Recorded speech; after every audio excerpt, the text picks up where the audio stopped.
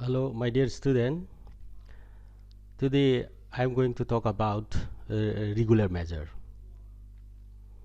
So let me first explain of what do you mean by a regular measure, and then we are going to do this theorem. Today I am writing using marker. My font is a little bit bigger comparison to last classes. So there are 5 pages. Page number 1, number 2, then number 3, number 4, then number 5 last. It is not that much, but because I write little bit bigger so that you can watch it properly with clear picture, so I make it a little bit bigger, my font. So first let me explain what do you mean by a regular measure. So let me draw some diagrams so that you will understand. Regular measure, suppose a measure is said to be a regular measure if for any given set, for any given set E, for any given set, let me just try to write down. Yeah, what happened? Just a minute. Okay, now can I don't know. Little bit. Then here. Yeah. So suppose there exists a set E. This is your set E,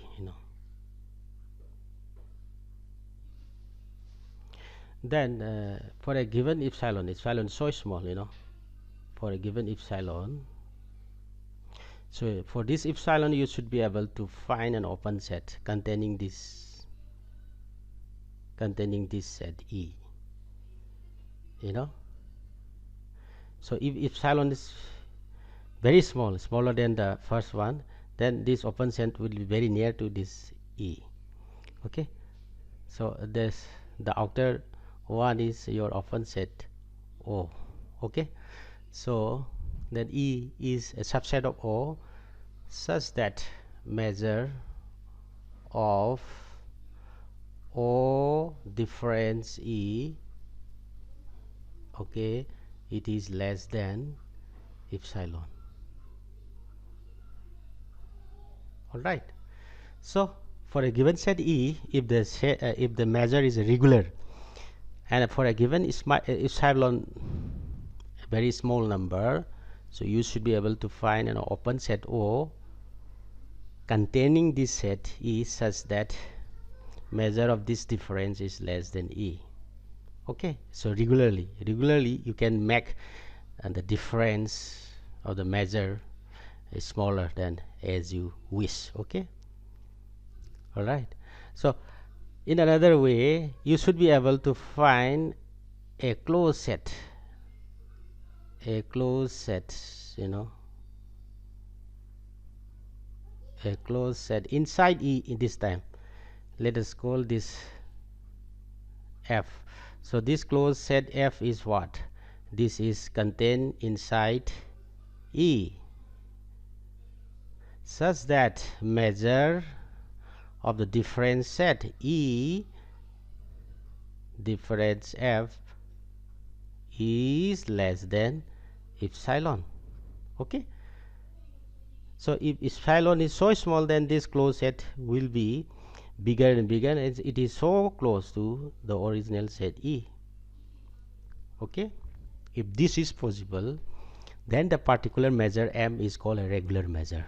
Then the particular measure M is called a regular measure. This is true for every set E.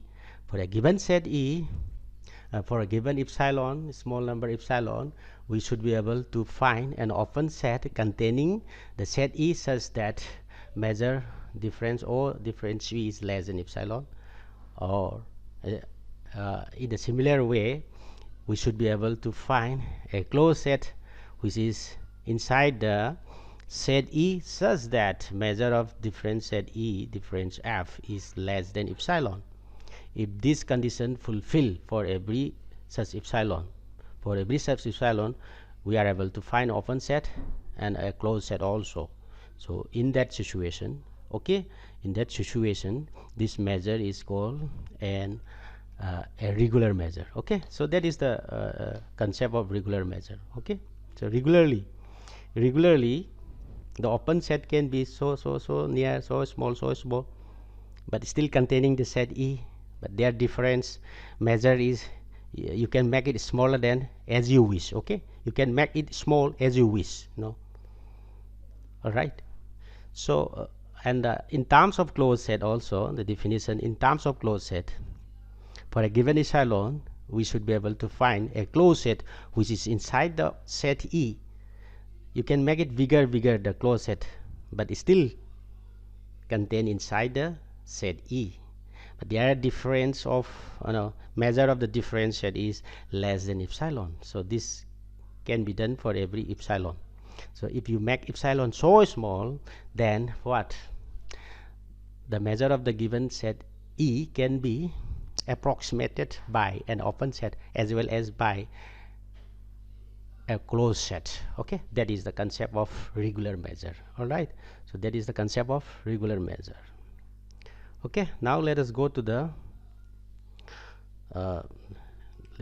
theorem. So the following statements regarding the set E are equivalent. So here we are talking about Lebesgue measure, Lebesgue-Octor measure, and Lebesgue measure. Okay, if the set E is measurable, so measurable means we have already defined what is a measurable set in the last classes. Okay, measurable, E is a measurable with respect to Octor measure. Then the equivalence of this condition 1, statement 1, 2, 3, 4 and 5, these statements are equivalent, means if you assume that this is true, then this implies this one, that means number 2 is also true. So if number 2 statement is true, then it implies number 3, means number 3 statement is also true. So if number 3 statement 3 is true, then it implies statement 4, means statement 4 is also true. Okay, so and number 4, if number 4 statement is true, number 5 statement is also true. So truth of this statement implies truth of this statement. Okay, lastly the statement 5 implies statement 1. Okay, so what is the usual way of proving such type of theorem is that let me just explain here. So 1 implies 2, 2 implies 3, then 3 implies 4, then 4 implies 5, then 5 implies 1. Okay, this is the usual way of proving. Okay, but here we are going to use one method like this. 1 implies 2 and 2 implies 3, that 3 directly implies 1. So 1 implies 2, 2 implies 3, 3 implies 1, and then again we are going to show that 1 implies 4, then 4 implies 5, then 5 implies 1. So since 5 implies 1 and 1 implies 2, 5 also implies 2. All right, then the cycle goes on. All right, like this. So this is the method we are going to employ, because 1 implies 4 is easier than 3 implies 4. So normally what we do, 1 implies 2, 2 implies 3, 3 implies 4, 4 implies 5, 5 implies 1. Okay, like that. But now we are going to use 1 implies 2, 2 implies 3, 3 implies 1. Then 1 implies 4, 4 implies 5, 5 implies 1. So since 1 implies 2, 3 also, then it connects. Okay, the implication, the equivalence established here. So using this method also, the equivalence of the 5 statements established. Okay, so now let us use this method. So let us go to the theorem. Yeah, so the first statement is what? The first statement is E is measurable. Okay, we have to measure M star and M. When a set is measurable, then M star is equal to M. Okay, so if the set E is measurable, M star is equal to M. That is what we know.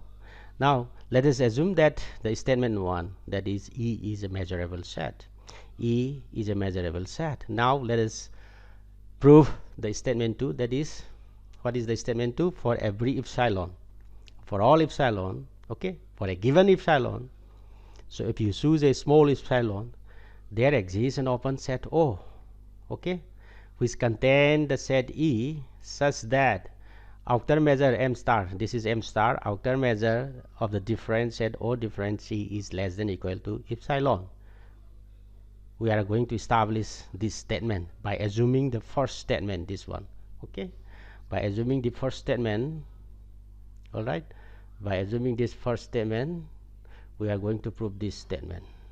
So now let us take one epsilon arbitrarily, and then let us prove the existence of an open set O, which is a superset of E, and such that the outer measure M star of the difference set O difference E is less than or equal to epsilon. This is the statement we are going to prove by using the statement number 1. Okay, so let us go to the proof first.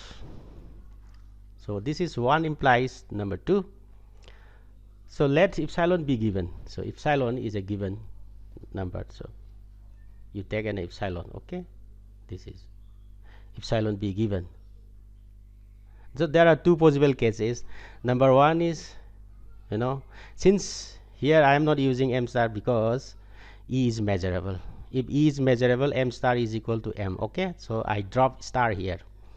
All right, so there are two possible cases. Number 1 is, measure of E is finite. Okay, it is not equal to infinity. Another case is measure of E is equal to infinity. Okay, so first let us consider the case when the measure of E is finite. Let us consider the case. So in this case, in the earlier classes, we have proved this statement. You can recall it. In the earlier class, we already proved this statement. Okay, then so we can use that one. So then there exists, okay, then there exists an open set O. All right, there exists an open set O such that this O contain E, or E is a subset of O, and measure of O difference E is equal to, okay, measure of O difference E is equal to what? Measure of O minus measure of E. So this is less than or equal to epsilon. Okay, so in case of finite thing, there is nothing to prove. We have already done. All right, secondly, now let us assume that, let us suppose that measure of E is infinity. Okay, measure of E is infinity. So this is the case. All right, so then write the set of real number we can write into disjoint union of, disjoint union of interval. Interval here I mean interval, I mean set like this. Okay, interval means set A here, B here, this is open, this is open interval here, and here it is closed. Okay, so interval means interval like this. Okay, so in R can be expressed as a countable union of such interval, such that each interval in is finite length. Okay, so R can be expressed as a countable union of interval of finite lengths. A close here, B open here. Okay, so R can be expressed like this. All right, R can be expressed like this. So interval this, and you have to remember that length of this is open interval. No, sorry, length of is interval is finite. That is, you have to remember that one. You have to remember. Okay, then let us define the intersection of E with IN En. Let us call what is En for each positive integer n. En is the intersection of E and In. Okay, so let me explain one thing here. Your E is a subset of R. E is a subset of R, and R is equal to what? R is equal to this union. R is equal to this union. Oh, I'm not drawing correctly. Okay, R is equal to this union. Since E is a subset of R, then what? Your E is equal to how much? E is equal to how much? E is equal to E intersection R. So if you put R this union, then by set theory, what you get? Union n running from 1 to infinity. Okay, En, where En is equal to what? En is equal to E intersection In. Okay, so this is disjoint union. Okay, one thing you have to remember, this is disjoint union, and In has In are interval of finite length. Okay, and then your E can be expressed as a disjoint union of such En. Okay, your E can be expressed like this. So this is disjoint union. So this E can be expressed as disjoint union of En. Okay, now one more thing you have to remember, this En is a subset of this En is a subset of In. Okay, because En is equal to E intersection In, so this En is a subset of In, but In is of finite length.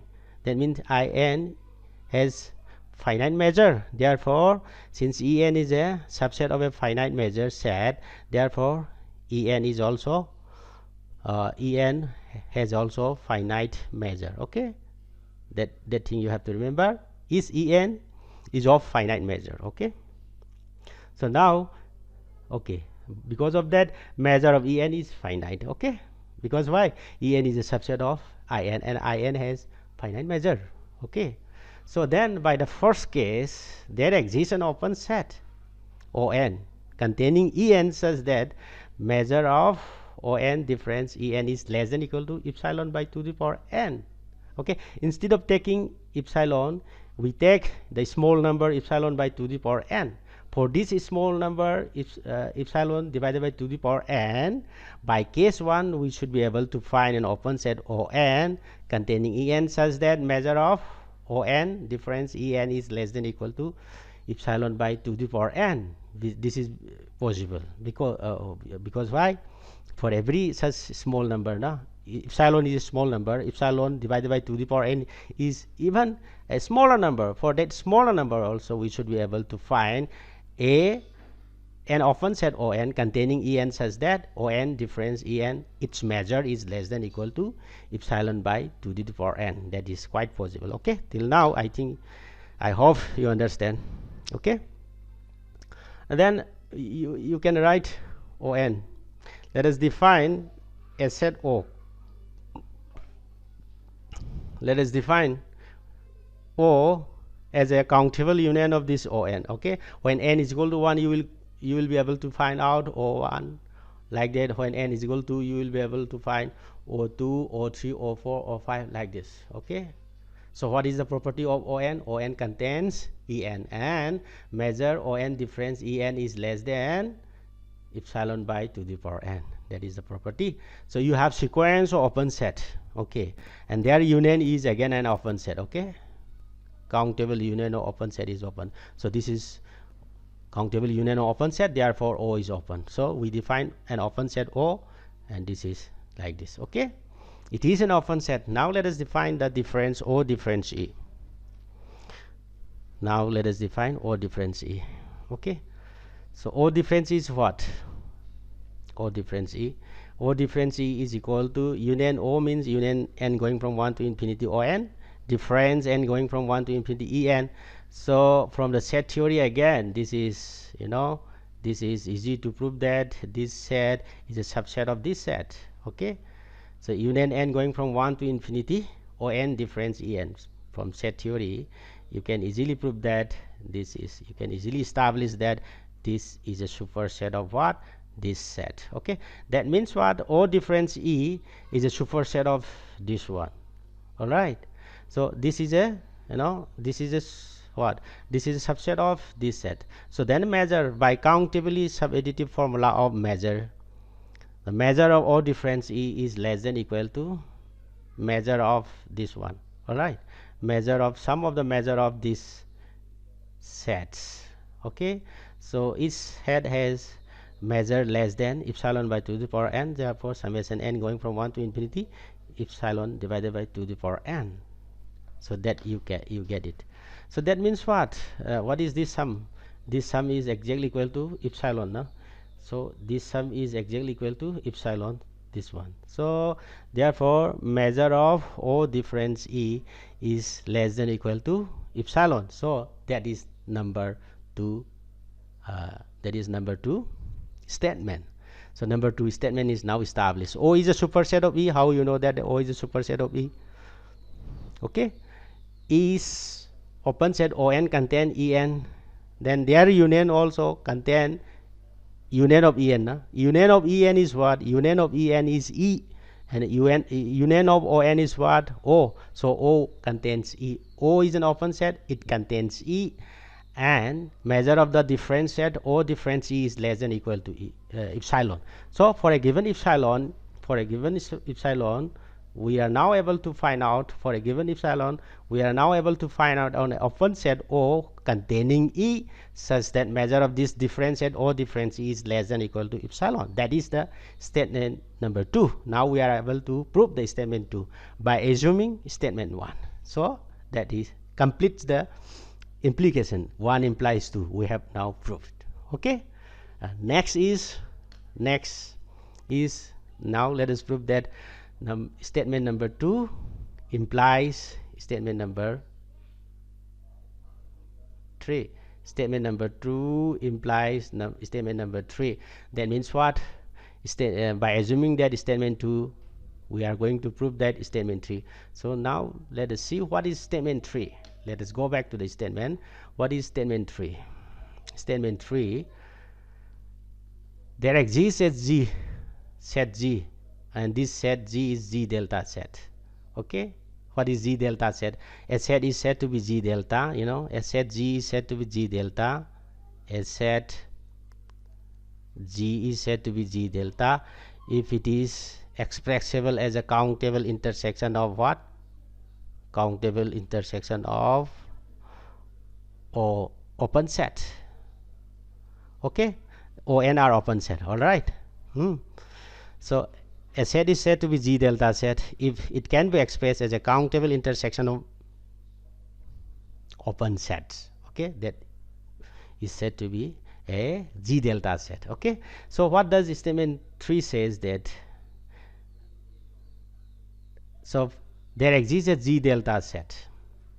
What kind of G delta set? That G delta set contains this set E such that this is M star. After measure M star, G difference E is equal to 0. Okay, so here this E is not measurable. Okay, may be measurable, may not be measurable. Okay, all right, this is just a set. So if it is measurable, we are this M star will be M. Okay, so in the statement number 3, nothing is mentioned about the measurability of E. In the statement number 1 measurability is there. Okay, therefore statement number 1 implies 2 we have already proved using the measurability condition. Okay, therefore here we are going to use m star. All right, we are going to use here m star. What is that? For a given set E, we are able to find a G delta set containing this set E such that m star G difference E is equal to 0. Okay, 2 implies 3. So this is what we are going to prove. Let us see. 2 implies 3. For a given epsilon, for a given epsilon. So deliberately you can take epsilon is equal to 1 upon n. If n is equal to 1, epsilon is equal to 1. If n is equal to 2, epsilon is equal to 2, like that. Okay. So for epsilon 1 upon n, what? By statement number 2, there exists an open set. Let us call the name of the open set On. Okay. So for the epsilon 1 upon n, there exists an open set On. That On is a superset of E, and outer measure On difference E is less than equal to 1 upon n. So we have replaced epsilon by what? 1 upon n. So this is from the statement number 2. We are assuming statement number 2 now. So this is true. Okay, this is true from the statement number 2. All right, then what is the condition? On is a superset of E. O1 is also a superset of E. When n is equal to 1, O1 is there, and that will be a superset of E. When n is equal to 2, O2 is there, that is a superset of E. Okay, when n is equal to 3, O3 is there, that is a superset of E. Okay, so you have a sequence of open set. Each open set is a superset of E. All right, so then you take G as a intersection of this open set. Okay, this is intersection. Then by definition G is going to be a G delta set. G delta set. Okay, so is open set On contain E, therefore their intersection also contains G. All right, so is open set is open set is open set On contain what? Is open set On contains G, no? Therefore this intersection also contains what? Each open set contain E, sorry, each open set contain E, therefore their intersection also contain E. So this is this is a mistake, my mistake. What? G is a subset of what? G is a subset of E. It should be like this. G no oh E. Okay, correct, sorry. So is open set On contain E, therefore their intersection also contain E. So G also contain E. G is a delta set. Okay, G is a G delta set. All right, so also G is the intersection of all On, therefore G is a subset of is On. All right, G is the intersection of all On, therefore G is a subset of is On. O1 also is a superset of G. O2 is also superset of G, like that. Okay, now let us find out the from here if you take out E, okay, since On is a superset of G, if you take out E from here also, if you take out E, that means this will be a superset of what? G difference E. This will be superset of G difference E. Okay, this is true for all n greater than or equal to 1. All right, so then again by the property of measure, outer measure, so outer measure of this is less than equal to outer measure of this one. Outer measure of this one is less than equal to outer measure of this one, but the outer measure of this one, its estimate is what? It is less than or equal to 1 upon n. No? So that means what? Outer measure of G difference E is less than equal to 1 upon n for all n. So if n tends to infinity, then this is going to be 0. This is going to be less than equal to 0, but it cannot be less than 0, therefore it should be equal to 0. So outer measure of G difference E is equal to 0. This is what we want to prove. This is statement number 3. We are now able to find out a G delta set G, which is a superset of E, and such that outer measure of G difference E is equal to 0. So this is statement number 3. By assuming statement number 2, now we are able to prove statement number 3. So this completes the implication 2 implies 3. Okay, now we have proved 2 implies 3. Next, as I mentioned you, instead of going 3 implies 4, now let us go back 3 implies 1. So what is 1? 1, the statement number 1 is measurable. Okay, so by assuming statement number 3, that means what? By assuming statement number 3 means there exists a G delta set which is a superset of E such that outer measure of G difference E is equal to 0. Okay, this is statement number 3. By assuming statement number 3, what do we want to prove? We want to prove statement number 1. What is statement number 1? E is a measurable set. Okay, so now let us prove that E is a measurable set. Okay, so by statement number 3, for the set E, there exists a G delta set G such that G is a superset of E and outer measure of G difference E is equal to 0. We know that by the property of outer measure, if the outer measure of a set is equal to 0, then the set is measurable. Okay, if the outer measure of a set is 0, then the set is measurable. So this outer measure is equal to 0 for what?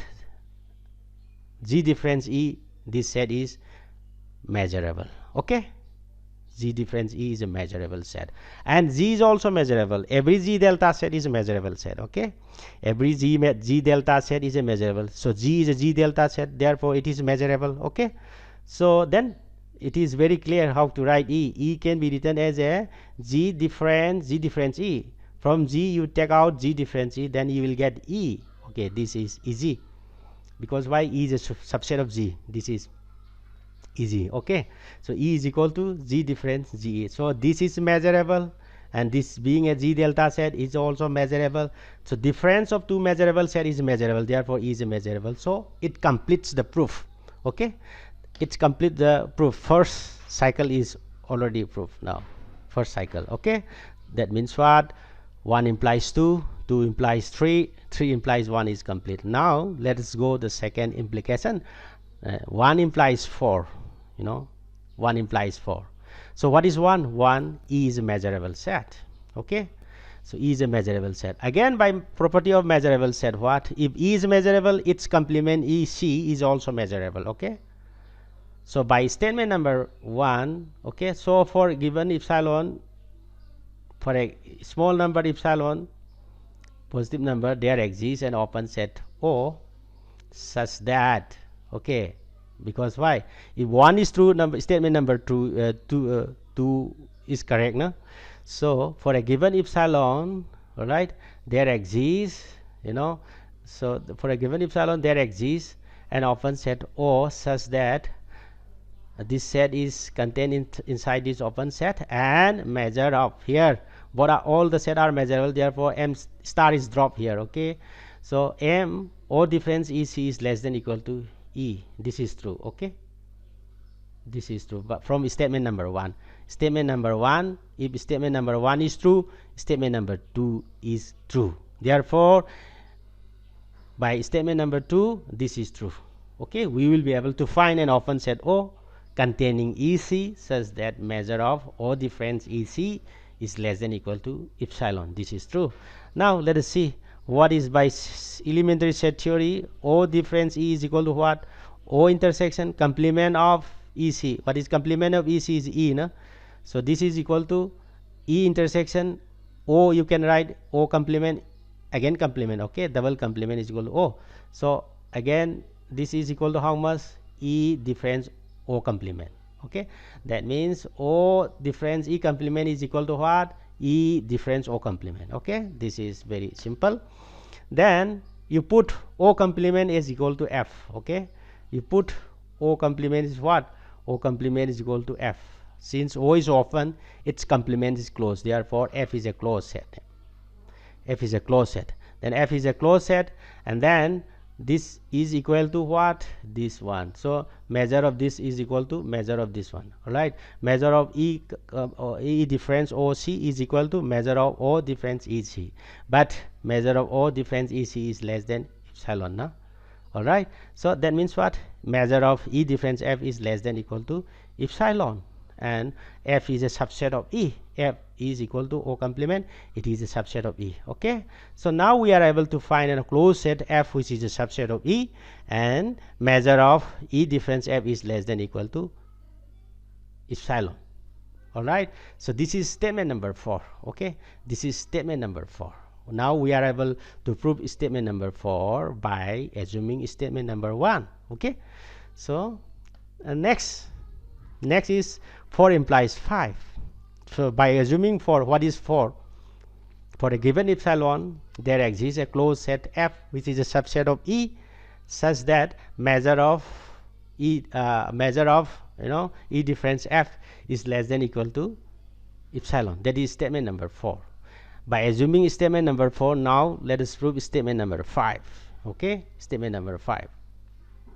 So now let us take epsilon is equal to 1 upon n. Again, epsilon is a small number, so for a given number, if n is 100, 1 upon 100 is also a small number. So you can take, epsilon is equal to 1 by reciprocal of the natural number. So those are small number. Okay, so for epsilon 1 upon n, let Fn. So by statement number 4, for a given epsilon, there should be an open set, closed set. So that closed set is particularly, we call it Fn. Okay, with a closed set such that this closed set is a subset of E, and outer measure here we are going to use outer measure here. Okay, because we don't know the measurability condition of this set E. Okay, so outer measure E difference Fn is less than equal to 1 upon n. This is coming from the statement number 4. Okay, then you put F is equal to n going from 1 to infinity Fn. Okay, like G delta set, F F sigma set is also there. What is F sigma set? If a set can be expressed as a countable union of closed set, then the set is called F sigma set. Now is Fn is a closed set, and this is a countable union of closed set, therefore this F is a F sigma set. Okay, then F is a F sigma set. All right, F is a F sigma set. So then what is, E is a superset of is or closed set. Okay, then F is a subset of E. Okay, this is quite true now. This is quite true. Is Fn is a subset of E, therefore their union. Okay, their union is also a subset of E. Now, so F is their union, it is a subset of E, and this one, because of this one. Okay, Fn is a subset of E, or this should be E. Yeah, this is true also. Fn is a subset of F for every n. Okay, so now let us see. E is here, and Fn is a subset of E. So from here you take out a smaller number, a smaller set, then this difference will be bigger than this difference. Now, so that is true. So Fn is a subset of F, and therefore E difference F is a subset of E difference Fn. This is true for all n greater than or equal to 1. This is true. All right, so by the property of measure, if a set is a subset of another set, the outer measure is less than or equal to the second set. Okay, so this is a subset of this one, therefore their outer measure this one is less than or equal to outer measure this one, but outer measure this one is less than or equal to 1 upon n for all n. Now, so if n tends to infinity, this is going to be 0. Now, so this is smaller than any 1 upon n. So when n is less tends to infinity, this is going to be 0. Now, so outer measure of E difference F is equal to 0. This is what we get. Okay, so this is what we are now able to find for a set E. We are now able to find out for a existence of a F sigma set such that F is a subset of E, and outer measure of the difference at E difference F is equal to 0. This is statement number 5. This is statement number 5. Now we are able, by assuming statement number 4, we are able to establish statement number 5. Okay, so next is statement number 5 implies statement number 1. So what does statement number 5 says? Statement number 5 says that existence of a F sigma set. Okay, existence of a F sigma set. So this is a subset of E such that outer measure of E difference F is equal to 0. So this is statement number 5. Now what is statement number 1? We want to prove that this E is a measurable set. Okay. Again, by the property of outer measure, if the outer measure of a set is 0, then the set is measurable. That is property of outer measure. Okay, the set is measurable. Therefore, this E difference F is measurable. Again, F sigma is a measurable set. Every F sigma set is a measurable set. F is a F sigma set. Therefore, it is a measurable set. Okay, so F is measurable. E difference F is also measurable. So union of two measurable set is measurable. No? So it is very clear, since F is a subset of E. Okay, F is a subset of E. E is equal to F union E difference F. This is very clear. Okay, so therefore what, this E is also measurable. So this completes the proof. We have proved 1 implies 2, 2 implies 3, 3 implies 1. And next we have proved 1 implies 4, 4 implies 5, 5 implies 1. Okay, so this completes the proof, the equivalence we are able to establish. Okay, thank you very much.